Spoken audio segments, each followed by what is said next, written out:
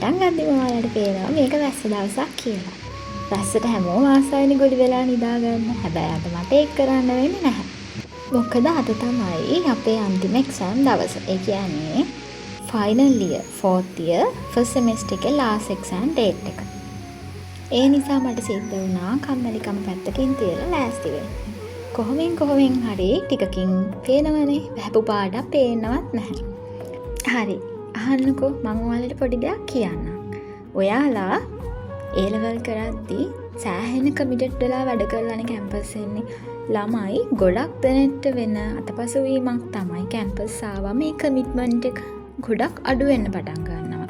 නැහැ ළමයි ඔයාලා ඊටත් වඩා කමිටඩ් වෙලා ඔයාලව ඉම්ප්‍රූව් කරගන්න එක තමයි කැම්පස් ආවම කරන්න ඕන. මොකද ඔයාලට ගොඩාක් ඔපචුනිටිස් තියෙනවා. ඔයාලා හරි විදියට පාවිච්චි කරොත් ළමයි මේ දේවල් ඔයාලට ජීවිතේ සෑහෙන දෙයක් කරගන්න පුළුවන්. මම කියන්නේ කැම්පස් යන එක තමයි ජීවිතේ තියෙන ලොකුම අචීව්මන්ට් එක කියලා නෑ. ඒක වැරදි. හැබැයි මම කියන්නේ ඔයාලා කරන දේ හරියට කරන්න.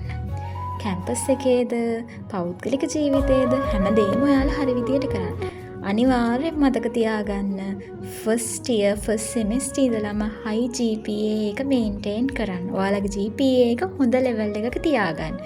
ඒක vlog එකක් කියලා කිව්වට ළමයි ඇත්තටම මට හිතිච්ච මගේ හිතේ තිබුණු දෙයක් තමයි මම ඔයාලත් එක්ක share කරගත්තේ. ඒ නිසා ඉතින් ඔන්න මම එක තරහ වෙන්න එපා හොඳද? එහෙනම් මේ වගේ වීඩියෝස් ඉස්සරහටත් බලන්න කැමති නම් ඔයාලා මාත් එක්ක එකතු වෙන්න.